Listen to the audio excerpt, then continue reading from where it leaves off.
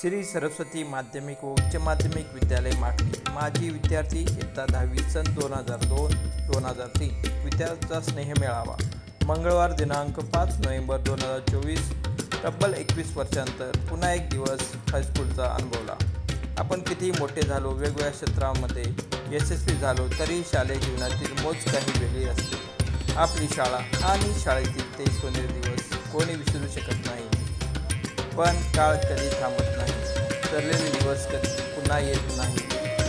काही मित्रमैत्रिणींचा WhatsApp group तयार केला। अनेक मित्रमैत्रिणी हळूहळू या ग्रुपमध्ये सहभागी केले आणि गेट टुगेदरची संकल्पना पुढे आली। दिवस ठरला 5 नोव्हेंबर 2024।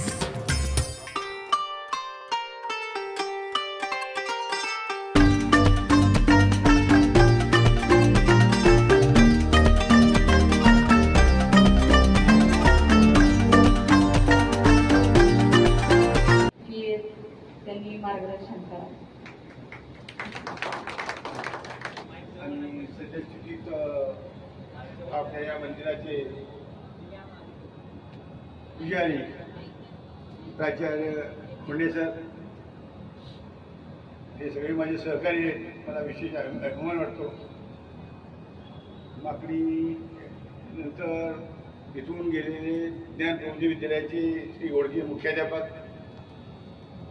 सेवानिवृत्त झालेले मकाळे सर, चंद्राळे सर, सध्या आदर्श विद्यालयामध्ये उपमुख्याध्यापक काम करत असलेले श्री कुलकर्णी सर, 2002-3 मधील या मंदिरातून निर्माण झाले हे हिरे होती। मला खूप अभिमान वाटला आहे। मला हा कार्यक्रम पाहताना इतका आनंद वाटला की अक्षरशः मला पाहून माझ्या डोळ्यातून अक्षर आले। खरंच शिक्षिकेपेक्षा याच्यापेक्षा आदर्श पेक्षा दुसरा कोणताही नाही। आणि हे जे का फलित आहे हे शिक्षकाच्या मार्गदर्शन मिळायला पाहिजे। दुसरा कोणी कलेक्टर असो काय असो तर न व्हॅल्यू आहे, पण शिक्षकाला किती व्हॅल्यू आहे, शिक्षक ही काय चीज आहे, शिक्षक का कमवतो, का कमवलेला आहे हे माझ्या विद्यार्थ्यांनी आज मला दाखवून दिलं। खरोखरच मी या शिक्षक म्हणून इथं काम केलो या मंदिरामध्ये, आणि या मंदिरामध्ये येऊन इथं मला जे माझा सत्कार केले, मला अध्यक्षपद दिलं आणि स्नेह मेळाव्यामध्ये आवर्जून बोलावलं। खरोखरच मी आज धन्य झालोय। सर्व माझ्या या विद्यार्थ्यांना, त्या विद्यार्थी म्हणून आता बरेच जण आणि पदावर असतील, त्यांच्याबद्दल मला I am very proud of you. मला एक मनात खूप अभिमान आहे की माझ्या या मंदिरामध्ये, माझ्या शाळेमधून मी असे हे भोगला, जन्मला, त्या शाळेचं या संस्थेचं भाग्य आहे आणि मी इथं काम केलो म्हणून मी सुद्धा मी भाग्यवान होतो। मित्रांनो, खरोखरच आज पूर्ण वेळ मी तुझ्याशी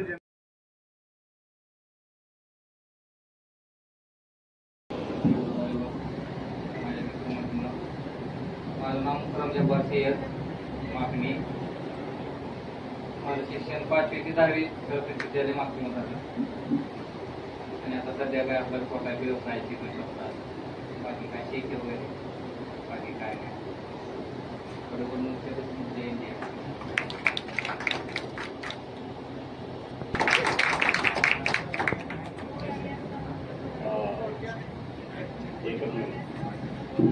अगदी थोडक्यामध्येच त्या ठिकाणी मनोगत व्यक्त करणार आहे। तशा सूचना पण आलेल्या आहेत। सरस्वती माध्यमिक आणि उच्च माध्यमिक विद्यालयाची स्थापना झाल्यानंतर पहिल्यांदा करण्यात येत आहे। खूपच चांगली अभिमानास्पद गोष्ट आहे, कारण गेल्याच वर्षी आमच्या कानावर अशी गोष्ट आली होती। पहिली बॅच 1993-94 पहिली बॅच, पहिल्या बॅचचे विद्यार्थी 4-5दा आमच्याबरोबर विचार विनिमय झाला की सर आम्ही गेट टुगेदर करावा म्हणतोय, अडचण काय, करावा म्हणतोय म्हणले, परंतु ते शक्य झालं नाही। आणि पहिल्यांदा अशा प्रकारचा कार्यक्रम घेण्याचा मान बहुतेक तुमच्या नशिबात तुमच्या बॅचला यावं असं ईश्वरचरणी सुद्धा वाटत असेल आणि म्हणून हा कार्यक्रम तुम्ही सर्व उत्सवाने या ठिकाणी आयोजित केला आणि आम्हा सर्वांना या ठिकाणी सन्मानानं बोलवलं. आमचं या ठिकाणी यथोचित अशा प्रकारचा सत्कार केला. त्याबद्दल आपणा सर्व माझ्या प्रिय विद्यार्थ्यांचं मी या ठिकाणी स्टाफच्या वतीनं, आमच्या साहेबांच्या वतीनं, माजी साहेबांच्या वतीनं आणि संस्थेच्या वतीनं तुम्हाला मी या ठिकाणी आभार व्यक्त करतो, तुमचं धन्यवाद व्यक्त करतो. आणि मी माझं 1 मिनिटामध्ये या ठिकाणी मनोगत व्यक्त करतो. आपण सर्वजण या ठिकाणी 2002-03च्या शैक्षणिक वर्षामध्ये अध्ययन करत असताना आम्ही तुम्हाला अध्याप म्हणजे मार्गदर्शन करण्याची भूमिका बजावली आणि ही भूमिका बजावत असताना आम्ही जे काय तुम्हाला मार्गदर्शन करत असताना ज्या काही गोष्टी शिकवलं, जे काय अनुभवाचे बोल तुम्ही घेतला, त्या माध्यमातून तुम्ही वेगवेगळ्या क्षेत्रामध्ये चांगल्या पद्धतीनं आपण काम करत आहात, त्याचा आम्हाला अभिमानच आहे. आमचे विद्यार्थी बऱ्याचशा क्षेत्रामध्ये, पोलीस खात्यामध्ये आहेत, शिक्षण खात्यामध्ये आहेत, बरेच ग्रामसेवक, ग्रामसेविका, पंचायत समिती, तलाठी, वेगवेगळ्या पदावर कार्यरत आहात. हे या विद्यालयाचं भाग्य आणि आम्हा सर्वांचं भाग्य समजतो. पुनश्च तुम्हा सर्वांचं या ठिकाणी मी हार्दिक आभार व्यक्त करून तुमच्या भावी आयुष्यासाठी तुमच्या मुलाबाळांना शुभेच्छा देऊन या ठिकाणी मी माझं मनोगताला या ठिकाणी पूर्णविराम देतो. जय हिंद, जय महाराष्ट्र, धन्यवाद. आणि थोडक्यात पण चांगलं मनोगत व्यक्त केलं, त्याबद्दल मी त्यांची आभारी आहे. यानंतर श्री चेनकाळे सर हे आपलं मनोगत व्यक्त करतील किंवा आपल्याला मार्गदर्शन करतील. आणि कार्यक्रमाचे उपाध्यक्ष यांच्या परवानगीने आणि आपले सगळे सहकारी मित्र, शिक्षक आणि तुम्ही तरुण युवक आणि युवती या सर्वांच्या एक निमंत्रणाखातर आपल्याला जावं असं वाटलं. बऱ्याच आपले विद्यार्थी येतात, आपल्याला एवढं 2-2दा 3-3दा फोन करतात, मग आपण काय जायला. म्हणून मी बरेचसे माझे कार्यक्रम सगळे आजचे स्टॉप केले आणि आपण जाऊ म्हणून मी आलो. मला 9 वाजताचं आमंत्रण होतं, पण 9 वाजता आणि त्याच्यानंतर मी गावीच इथं पश्चिम तावशीला वास्तव्याला आहे. आणि मग आता तुमच्या बॅचच्या मुलाला मला वाटलं बा कोण 2000चे म्हणालं, कोण 2002चे म्हणालं. मग मला काल धोंडे सरांनी व्हॉट्सअपला मेसेज टाकला आपल्या पत्रिकेचा आणि त्या पत्रिकेवर होती बा 2002 आणि 3. मग माझ्या लक्षात आलं की बा आणि आवाचं लक्षात आलं. पण बाकी आता ती इतर विद्यार्थी कोण आहेत माझ्या लक्षात येणं, मला वाटतं सोनपट्टे ताईंनी एकदा मला फोन केला, तुम्ही आलाच पाहिजे बघा. ठीक आहे बाई म्हटलं, नक्कीच येतो, काळजी करू नका म्हटलं. पण तुमच्या वर्गातले बाकीचे जे विद्यार्थी आहेत ते लक्षात येणं गरजेचं आहे. आता बरेच जण, कारण तुमच्यामध्ये बदल होतो पण आमच्यामध्ये बदल होण्याची शक्यता दाट कमी असते. असेल काही जणात नाही आपण म्हणू शकत नाही, पण 99% कमी. मग आता इथं आल्यानंतर बरेचसे विद्यार्थी तुम्ही भेटू लागले, दिसू लागले, पण त्याच्यातले ओळखीचे काही आडनावाचे इथं आता मागणी जे राहत होते ते सारखं मला भेटायचं, ते कायम संपर्कात असायचे. परंतु मी 2 वर्षापासून नसल्यामुळं बऱ्याच मुलांची बाहेरगावची लक्षात येणार झाली. मी इथं आल्यानंतर मग 2 अधिकारी विद्यार्थी म्हणजे तुम्हाला माहिती आहे ना आम्हाला कुठे बरोबर आहे म्हटलं. ठीक आहे म्हटलं, आपण एका मुलाला ती माहिती घेऊ म्हटलं. आता भरतच्या बाबतीत कसं झालं, भरत माझ्या लक्षात राहिले वा हा मुलगा आपल्या शाळेत होता, पण नाव काय आडनाव काय हे का माझ्या लक्षात. मग आता करायचं काय बघा म्हटलं. मग पुन्हा मला वाटतं ते कुलकर्णी सरला का मग काय सरला विचारलं म्हणजे त्यांनी म्हणजे भरत दूध पाहिजे. ठीक आहे. मग आता बाकीची जी कंपनी होती ती कसं आता स्थानिकला राहणारे काय त्यांचे संपर्क होते, पण बाहेरचं कळत नव्हतं. मग त्याच्यात पट्टे मॅडम आले. पट्टे मॅडमच्या म्हटल्यानंतर काय यांची एक सिस्टर होती थोरली, त्यावेळेस ते वेगळे होते. मला वाटतं ती 98-99ची काहीतरी बॅच होती.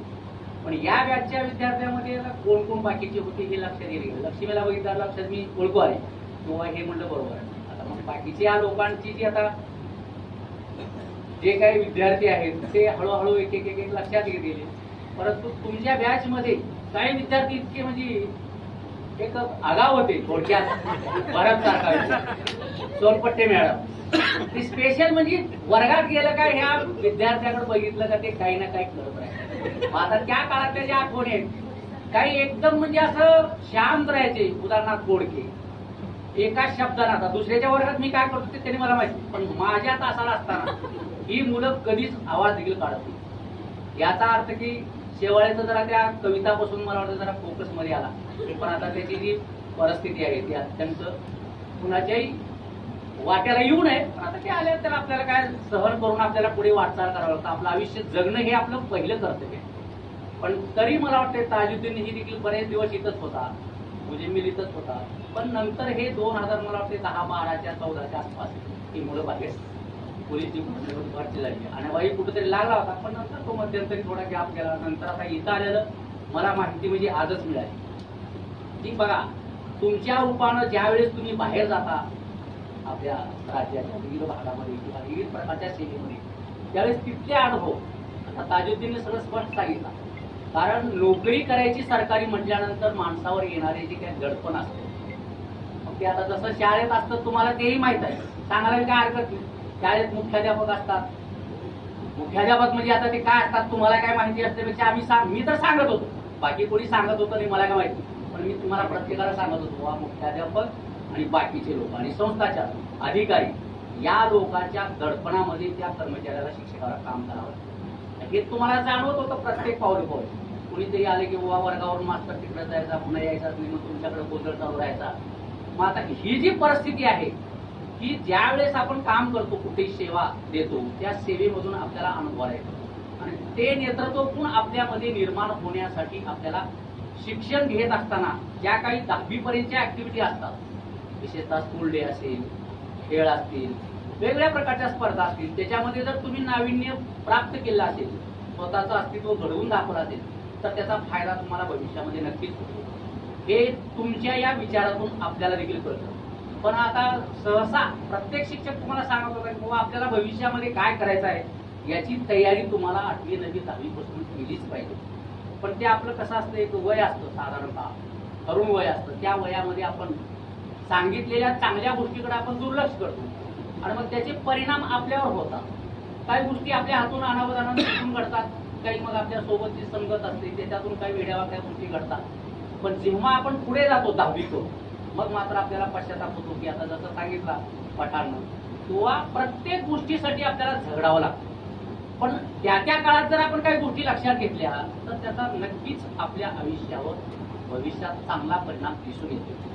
आता मुलीवाचं कसं असतं, शिकल्या, नोकरी लागल्या, आता लक्ष्मीला माहित आहे किंवा नोकरी करत असताना काय काय करावं, कुटुंबाची अवस्था काय असते, आईवडिलाची अपेक्षा काय असते, समाज काय म्हणतो, किंवा ड्युटीच्या ठिकाणी आपल्याला येणारे प्रश्न कसे असतात, या सगळ्या बाबी लागल्याला माहित होतं. परंतु इथं होती तेव्हा मला वाटते नंतर उमरगा तालुक्यात बदली जाईल वाटतात, तिकडंच आहे. चांगला आहे, तुमच्या क्षेत्रामध्ये तुम्ही फक्त स्वतःची सेवा जनतेसाठी आपण कशा चांगल्या पद्धतीने देऊ शकतो एवढं जरी मनात ठेवून जनसेवा केली, मला वाटत नाही तुम्हाला कुठं कमी पडेल. पण आपण काय असतो, थोडस माणूस नोकरीच्या क्षेत्रात गेला की याच्या मागे लागतो, हे लक्षात ठेवा. आणि आता हे जे क्षेत्र आहे बाहेरचे सगळेच, आता फक्त अपवाद काय घ्या शिक्षण क्षेत्र, पण इथेही आता भ्रष्टाचाराचा आगार बनत चालला. आपण आता आपल्याच बाजूने कुठेही चालेल, शाळेत प्रवेश देण्यापासून ते तुम्हाला पास होईपर्यंत सगळं चालतं. परंतु एक वैशिष्ट्य आहे, याच्यापेक्षा आता सांगू नये पण सांगायला काय हरकत नाही, थोडा तो उंच होता त्याचा सोडा. माझं देखील तसं होतं, मी 8वी 9वी 10वीला असताना मी सर्वात वर्गात उंच आणि मोठा होतो. साधारण माझं 60 किलो वजन होतं त्यावेळेस. तसं आता त्याचं होतं, मग बाकीचे मुलं त्याला बघून नावं ठेवायची, पण सायलेंट राहायचा, तो काम करत राहायचा आणि त्याचा फायदा त्याला झाला. ही जी परिस्थिती आहे, काही चुका आपल्या जर लक्षात आल्या आणि पुढे आपण सुधारल्या तर त्याचे नक्की फायदे होतात. हे तुम्ही देखील एखादा कोणी चुकत असेल तर त्याला तुम्ही जर समजावून सांगितलं तर नक्की तो चांगल्या सन्मार्गाला लागतो. त्याची जाणीव ठेवून आपण भविष्यामध्ये चांगलं उत्तम अशा प्रकारचं सामाजिक आणि जनतेची सेवा केली तर आपल्याला त्याच्यातच समाधान आहे. पैसा आपण भरपूर कमवू पण त्याच्यात 1 रुपया देखील आपल्याला शेवट सोबत येत नाही, हे फक्त तुम्हाला माहिती. आणि हे जाणीव जर ठेवली आपण तर त्याच्यातून आपल्याला निरोगी आणि सुखी समृद्ध व्हावं ही अपेक्षा व्यक्त करतो. धन्यवाद सर, खूप छान पद्धतीने मार्गदर्शन केलात. परिंदों को उड़ने का शौक है मगर, परिंदों को उड़ने का शौक है मगर ये मुमकिन नहीं है हवाओं के साथ के बगल. त्याच पद्धतीनं आम्हा सगळ्या पक्ष्यांना पंख तर दिलेतच पण एक हवा बनून उडण्यासाठी प्रवृत्त केलात आणि बऱ्याच जणांची झेप खूप उंच गेलेली आहे आणि सध्या काही त्या मार्गावर आहेत. त्यामुळे चेनकाळे सरांचं मार्गदर्शन खूपच मोलाचं होतं. त्याबद्दल त्यांचे धन्यवाद. आणि याच्यानंतर मी घोडके सरांना विनंती करते की त्यांनी आपले मार्गदर्शन आम्हाला करावं. इयत्ता 10वीच्या सन 2002-03 च्या माजी विद्यार्थ्यांच्या स्नेह मेळाव्याचे आयोजन या ठिकाणी केलेले या कार्यक्रमाचे अध्यक्ष, त्या शाळेचे मुख्याध्यापक तथा प्राचार्य आदरणीय कोंडे सर, आमचे ज्येष्ठ मार्गदर्शक आदरणीय चेटकाळे सर, आमचे मित्र माकाळे सर, कुलकर्णी सर, पितापुरे सर, साठे सर आणि इतर सर्व शिक्षक मित्र, सहकारी आणि विद्यार्थी मित्रांनो, वास्तविक पाहता तुम्हाला माहित आहे मी माझ्या आयुष्यामध्ये कधी मी कार्यक्रमाच्या निमित्ताने कधी बोलत नव्हतो. वर्गात मात्र खूप बोलायचो, पण कार्यक्रमात बोलायचं म्हटलं तर आपल्याला काही कधी जमलं नाही. पण भानगड अशी झाली, आता थोडस बोलायला लागलो, कारण आता माझीच नियुक्ती मुख्याध्यापक झाल्यामुळं कुठलाही कार्यक्रम असला तर त्या दिवशी त्याला बोलावंच लागतं, नाविलाज असतो. म्हणून थोडं बोलायला सुरुवात केली. असं आनंद वाटला सर्व विद्यार्थी मित्रांना पाहून. आता पाहिल्यानंतर यांच्या चेहऱ्याकडे पाहिल्यानंतर लक्षात येऊ लागलं एक गोष्टी, किती कोण किती आगाव होत आणि कोण काय काय करायचं. पण आनंद याचाही आहे की निश्चितपणे तुम्ही आयुष्यामध्ये खूप काही कमवलं. आज प्रत्येकाचा परिचय देत असताना ऐकलं मी, प्रत्येक जण चांगल्या पोस्टवर आहे. अमोल गोडके सगळा विद्यार्थी जो आज येऊ शकला नाही, तो PSI झाला. आणि मला या गोष्टीचा खूप आनंद वाटतो मला की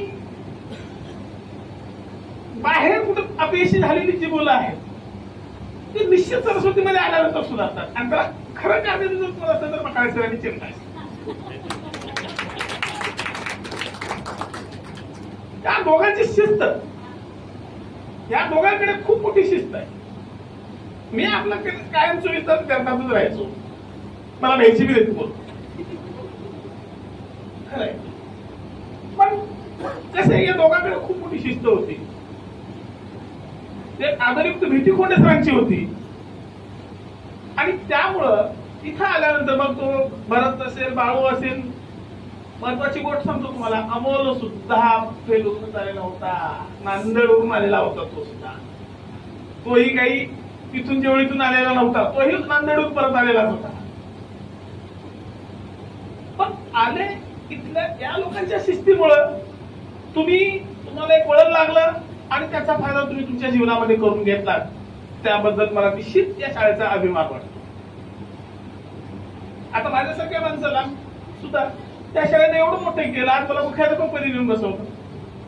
तर हे सगळं घडलं या शाळेमुळे घडलं. आज 32-33 वर्ष नोकरी झाली माझी.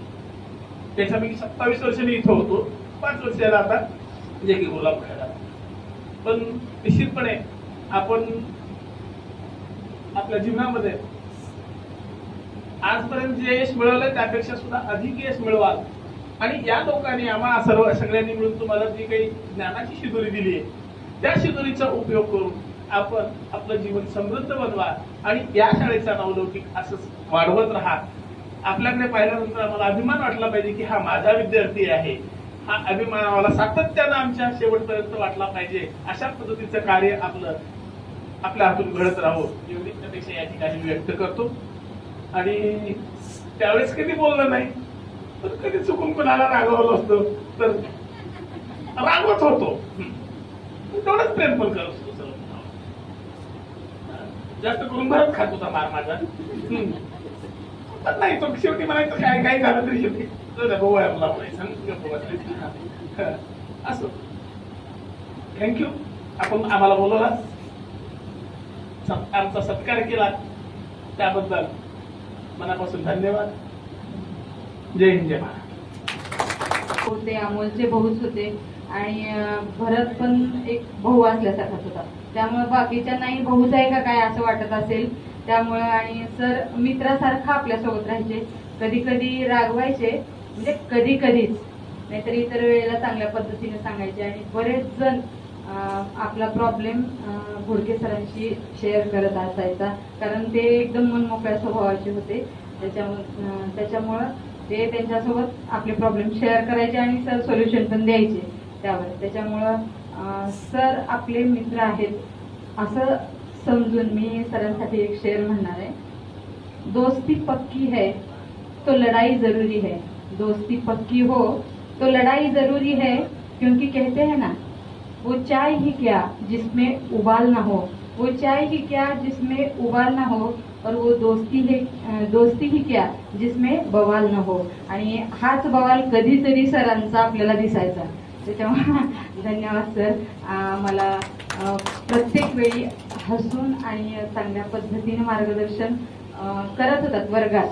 असं स्टेजवर कधी खरंच सरांनी मार्गदर्शन केलं नाही, पण वर्गात प्रत्येक वेळेला ते सगळ्यांना समजावून सांगायचे. एक भरत सोडला तर खरंच भरतनी खूप मार खाल्लाय, आम्हाला पण आठवते. आणि बाकी सगळ्यांशी सर आणि त्याच्याशी प्रेमानेच वागायचे. पण तो थोडा सरांना वाटत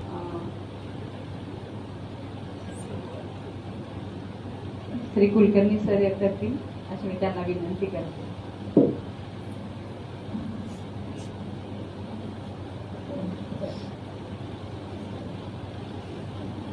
आजच्या स्नेह मेळाव्याचे अध्यक्ष, प्रमुख पाहुणे आणि व्यासपीठावरील माझे सहकारी,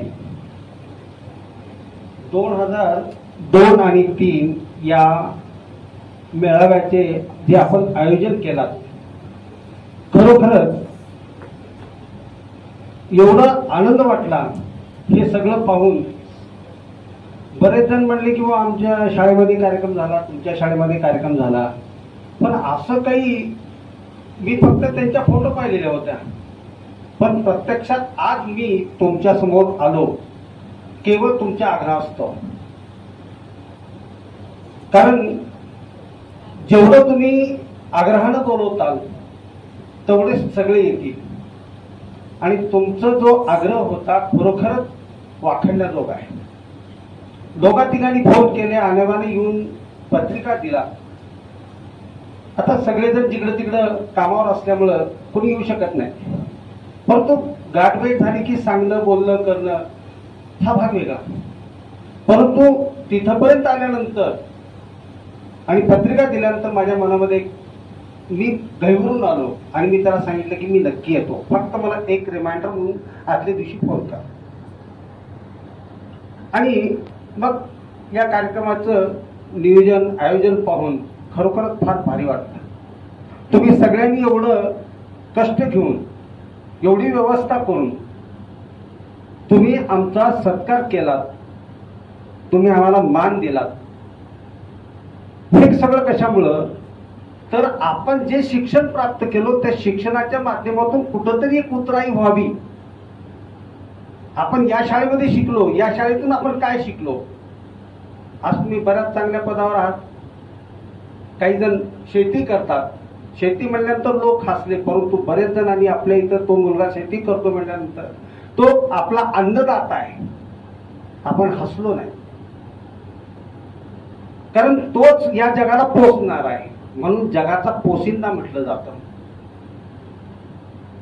तर मला एवढंच सांगायचं आहे की तुम्ही जे कार्य करता अतिशय आनंदानं आणि कुठल्याच प्रकारची अपेक्षा न ठेवता जर केला ना, तुम्ही कुठेही कमी पडणार नाही. आज आम्ही या नगरीमध्ये, मागणी नगरीमध्ये इथं नोकरीला लागलो. नोकरीला लागल्यापासूनचा आमचा इतिहास जर पाहिला तर 22 वर्ष आम्ही इथं सेवा केली. एक्सेस मधून उभारण्यात गेलो, तिथं शिक्षक म्हणून जॉईन झालो. आपण केलेल्या श्रमाचं फळ कसं मिळतं हे तुम्हाला मी सांगणार आहे. माझं सांगण्याच्या अगोदर आपल्या शाळेमध्ये Khote sir, Khodke sir, Shaikh sir, Rambhau Malge sir, हे सगळी मंडळी या ठिकाणी या नगरीमध्ये कार्यरत होती, म्हणजे आपल्या सरस्वती विद्यालयामध्ये, माध्यमिक व उच्च माध्यमिक विद्यालयामध्ये, आणि मीही होतो. आज सगळेजण त्यांच्या कर्तव्यानं, आज संस्थेनं त्यांचा कर्तव्याचा भाग पाहून त्यांना ही पदं दिली. आज घोडके सर हेडमास्टर आहेत ज्ञान प्रबोधी विद्यालय जगीपूर. घोडके सर आज सरस्वती विद्यालयामध्ये आज प्राचार्य आहेत. ते पण रामभाऊ मांगे सर ते उपप्राचार्य आहेत आदर्श कनिष्ठ महाविद्यालय. शेख सरांना हेडमास्टर केले आदर्श विद्यालय उमरगा, हेडमास्टर केले आदर्श विद्यालय उमरगा, आणि मला सुद्धा पर्यवेक्षक या पदी नियुक्ती देण्यात आली. म्हणजे इथल्या केलेल्या कार्याचं फळ मला तिथं मिळालं. तुम्ही असं म्हणाल की तिथे गेल्यानंतर तुम्ही कार्य केलं नाही का? कार्य केलं, पण हे कार्य मनाभावातून केलेलं, आणि त्याच्यामुळं आज हे प्रकार मांगने से कहां मिलती है जिंदगी, ए मेरे दोस्त अपने आप में एक विश्वास पैदा कर. आणि जर आपल्यामध्ये हा विश्वास जर असेल ना, तर आपण निश्चित कुठंही जाऊन पोहोचू शकतो. जे आपल्याला हवंय ते आपण प्राप्त करू शकतो. ते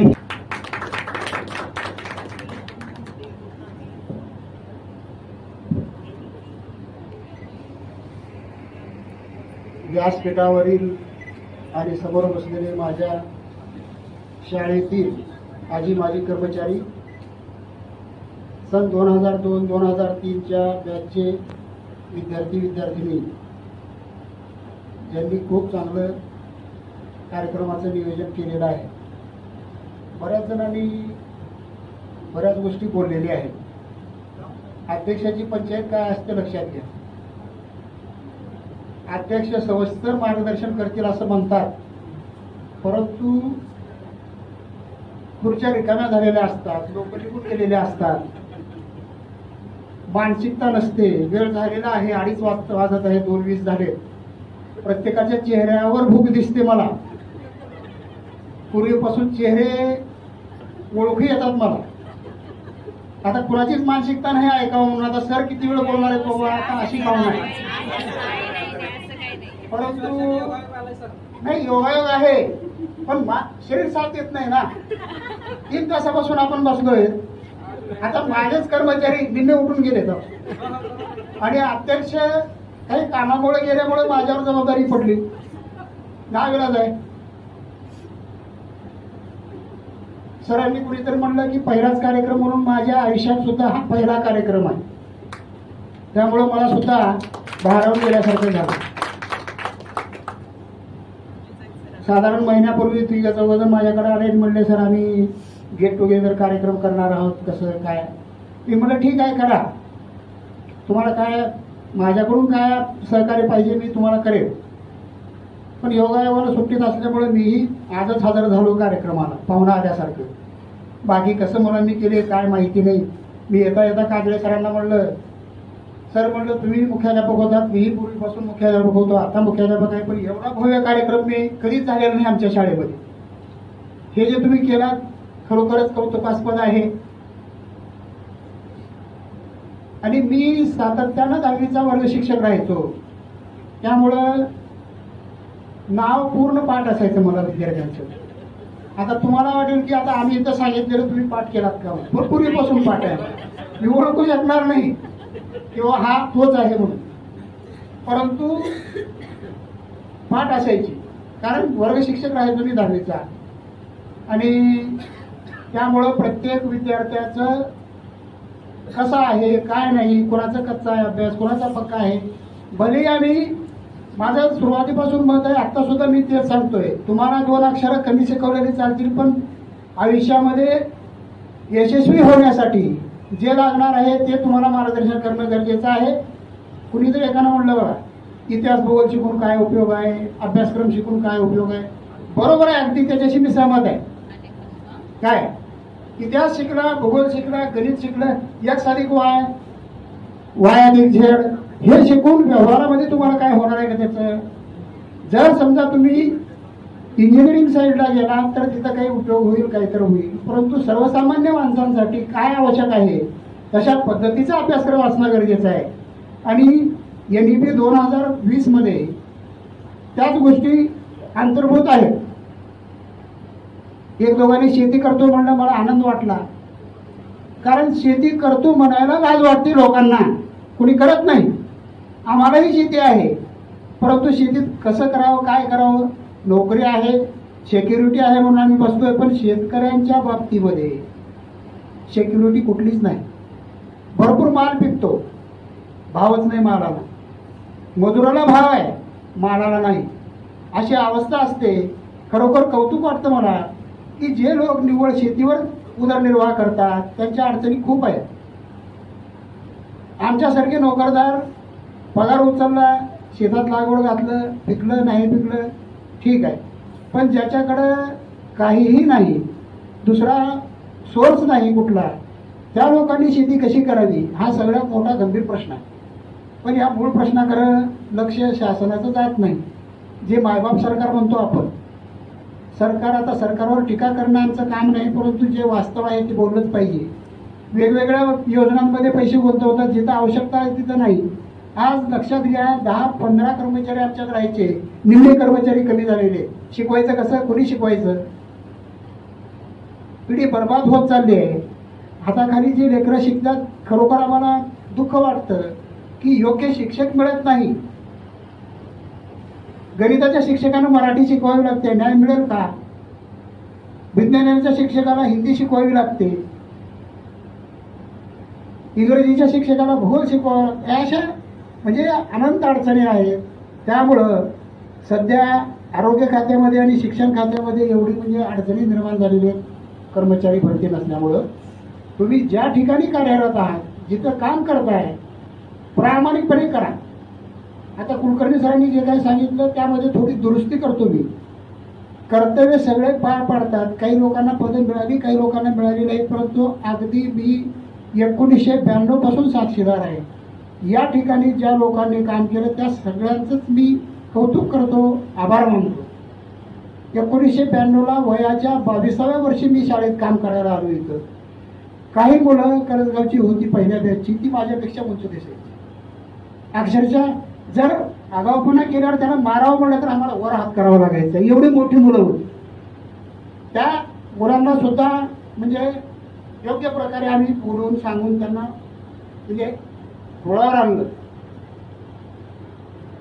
बऱ्याच वेळेला काय झालं, त्या काळामध्ये भूकंप झाला, जैन संघटनेनं मुलं घेऊन गेली, पण तिथं ती मुलं नापास झाली आणि त्यापैकी बहुतांश मुलं आमच्यात यायची आणि पास होऊन जायची.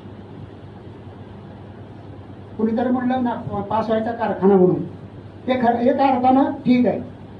अजून एक म्हणजे घटना सांगतो तुम्हाला.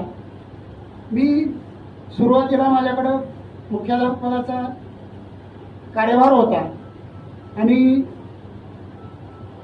12वीच्या परीक्षेमध्ये 10वीच्या परीक्षेमध्ये पहिल्या बॅचला तिकडं कडले गुरुजी केंद्र प्रमुख होते आणि त्यांनी मला